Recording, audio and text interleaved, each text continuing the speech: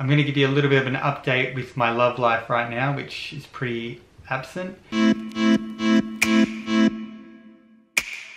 What up my YouTube peeps, it's Kane and I'm finally back making a video, and I really wanted to make it on this book that I've been reading because I feel like it's going to help a lot of people out there. It's definitely helped me a lot recently. It's called Attached. I'll put a little photo of it there. Now with this book, if you've ever struggled in a relationship, or you're struggling in a relationship right now, or you keep making the same mistakes with the people you've been dating over and over again, this book will definitely help you. The New Science of Adult Attachment and How to Help You Find and Keep Love. Now the thing I love about this book, it basically doesn't just tell you, no, that person's not right for you, you shouldn't be with them. It basically tells you both sides, which makes it really, really interesting. And you can work out what type of person you are and the type of person you are dating at the moment or have dated in the past. Now, in the book, it tells you there is 3 types of people. There's the secure person, the anxious person, which is myself at the moment, and also the avoidant. Now, with the secure person, they're obviously very secure in their relationship. They make their partner feel secure, and they communicate with each other when they have a problem or something is said or done that they don't like. Now, the anxious person, meaning myself again, is basically someone who overthinks, overanalyzes things, and basically doesn't know if the relationship's going to work or not. Then you have the avoidant person. Now the person that's avoidant is very independent and talks about that they don't need much help, they can do things on their own, and they have, let's say, unrealistic expectations of a relationship. In the book, it tells you that an anxious person always picks an avoidant person, and an avoidant person always picks an anxious person. It's not actually specified why exactly, but they just attract one another. So when an anxious person and an avoidant person get together, they're really comfortable with each other, but they try to keep their distance at the same time. But then when the anxious person isn't with the avoidant person, they're questioning the relationship. Like, is this right for me? I don't think they are. Why aren't they giving me this attention? I think I should just end it. But then the avoidant person would do something really nice for them, which will bring them back in. And they're like, yes, I like this person. I really like them. They're the one for me. But then when they're apart again, the same thing happens. But with the avoidant person, they'll give them the attention, but then they're like, oh, wait, nope, they're getting too attached. So I have to run away, basically. So if the anxious and the avoidant person decide to split, the anxious person might date a secure person. Now, when they're dating a secure person, they will start to overthink things still. Even though the secure person is making them feel secure, the anxious person will think, something's not right. Something's not right about this relationship. It's not the right one for me because something's missing. With a secure person, they will always make an anxious or an avoidant person feel comfortable and will make the relationship work. Now, when an anxious and an avoidant person split up, they're split up because the avoidant person is like, no, this is not what a relationship should be. But when they go and find someone else, if they're an avoidant, they just basically don't communicate at all, and then eventually they just split. There's no real argument, they just split. Then if they were to date an anxious person again, they will compare their last relationship, who was an anxious person, to the new person, saying that's how I should be treated, which they call the Phantom X. So it's actually a really interesting book. I think everyone should have a read of it. If you think you're anxious, avoidant, or just secure, read the book. It will definitely help you work out what you are and what your partner is. Now, this is not a sponsored video, so go check it out at Audible. If you haven't downloaded Audible before, the first book is free, so take advantage of that. And yeah, it is an amazing book. I've got 6 friends reading at the moment that I've given it to, and they absolutely love it. I got it from a really good friend in LA. He was my old housemate. He knew that I was going through some stuff and gave me this book. It has changed my whole perspective on things. So I'm going to go into detail about the 3 relationships that meant the most to me and how I was all 3 types of these people. But I'm not going to go into full detail about the relationships because, like I've said in the past, I like to keep my personal life personal.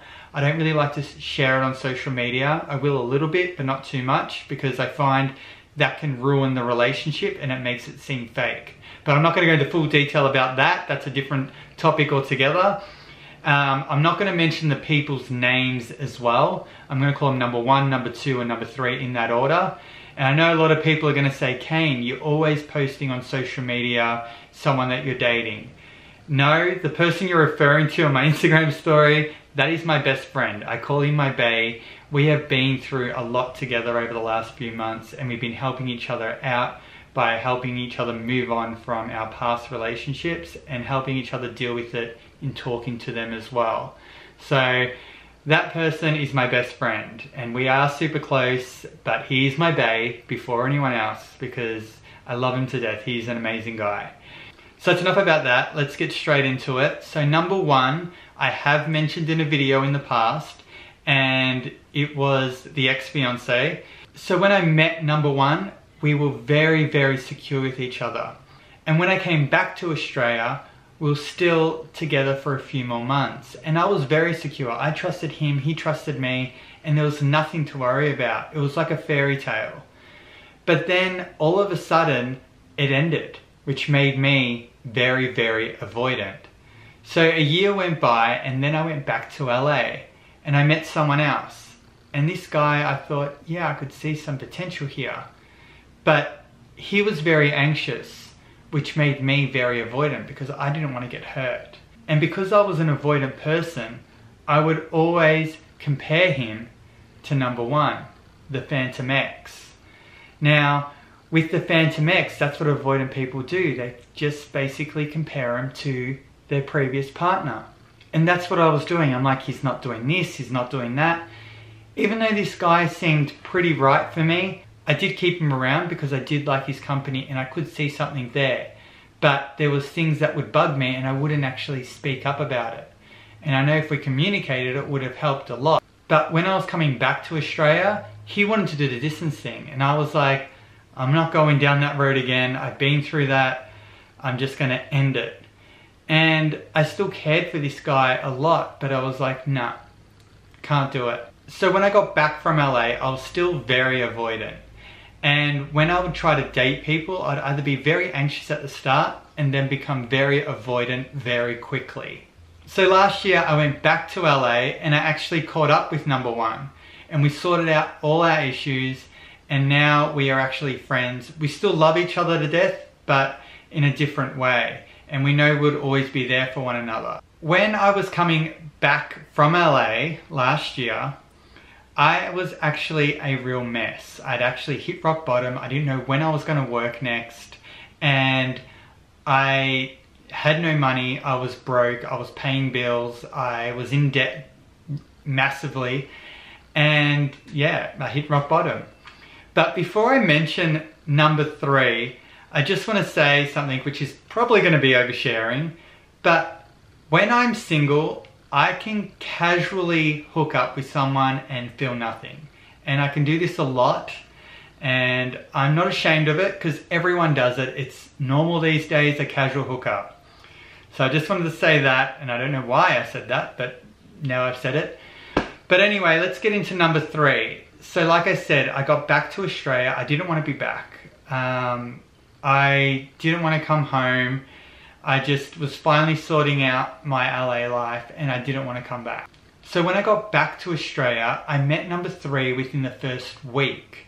Now, when I met number 3, it was actually really, really weird for me because I actually felt something.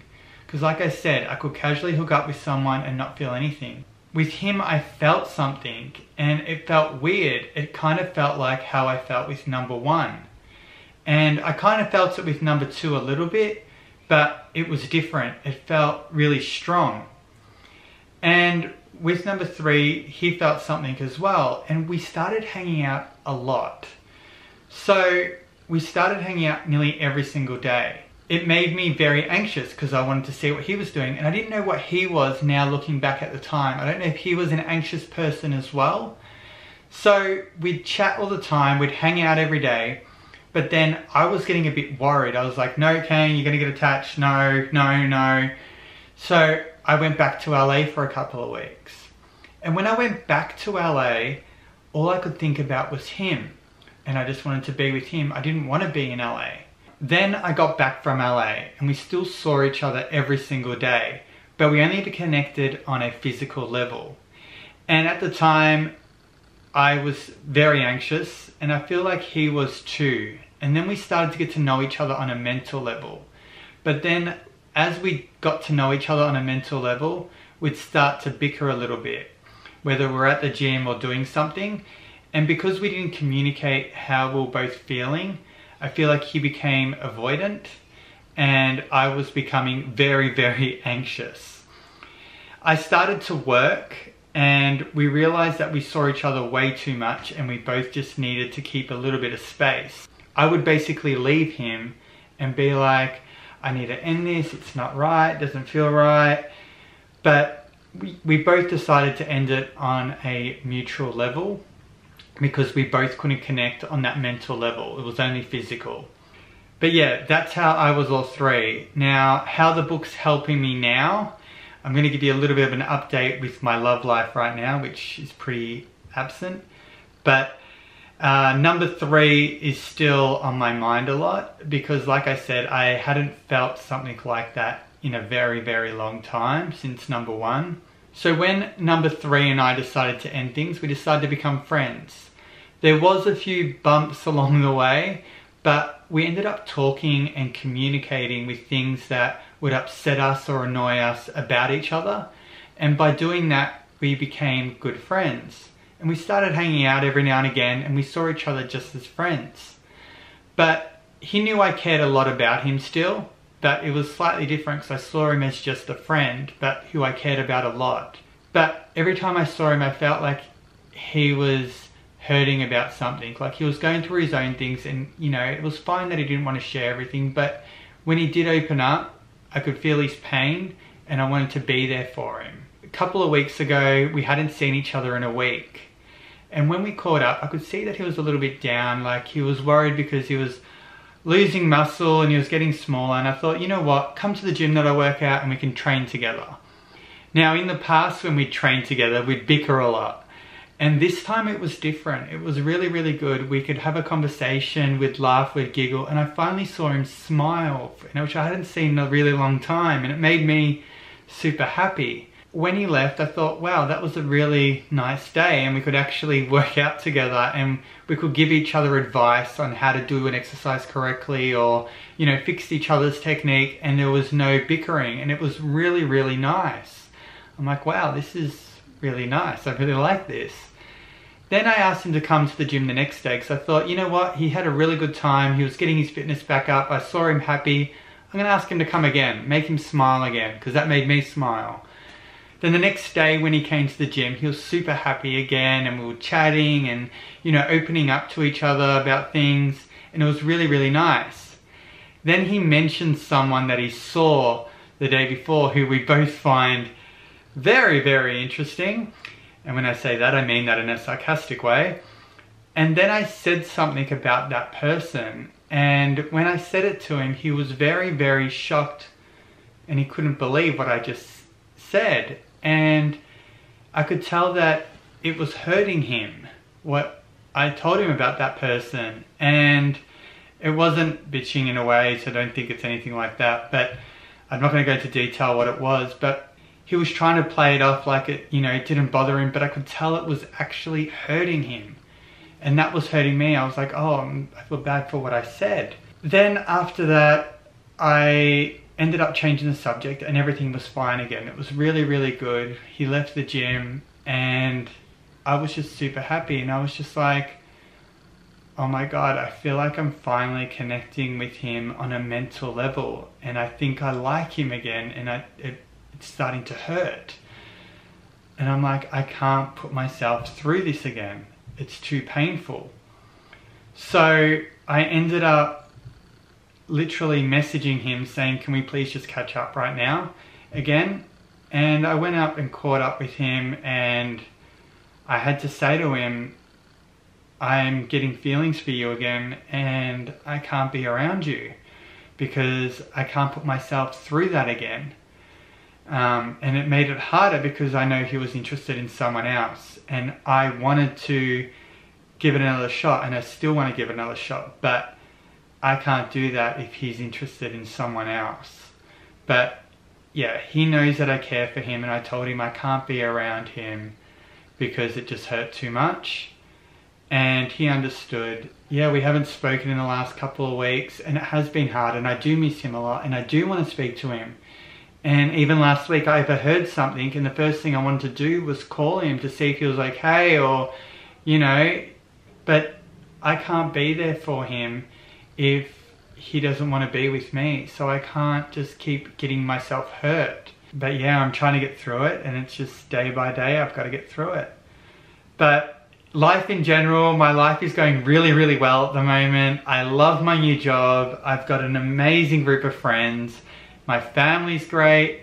The only thing I feel like is missing is the relationship side of things. And with this book, it's teaching me to say what I want in a relationship and what I deserve in a relationship.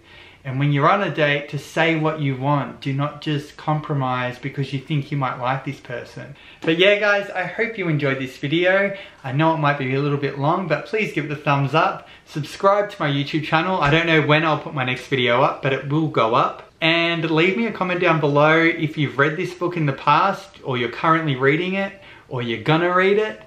And then maybe try watching this video again and you might be able to understand more what I was saying, and you might be even able to help me out in my relationship issues. But yeah, guys, make sure to follow me on all my social media.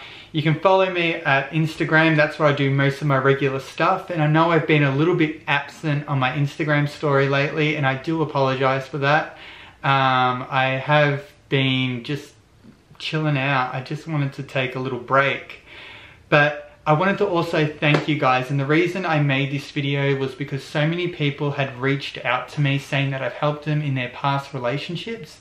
I did post one on my Instagram story, but there was others that I was going to post, but they didn't want me to, so I didn't because they were pretty personal. But I love hearing from you guys, so if you ever want to message me, please do. I really do enjoy reading your stories. Yeah, that's all I want to say. So you guys are awesome and I love you all, and yeah, that's pretty much it for now. So for now, ciao!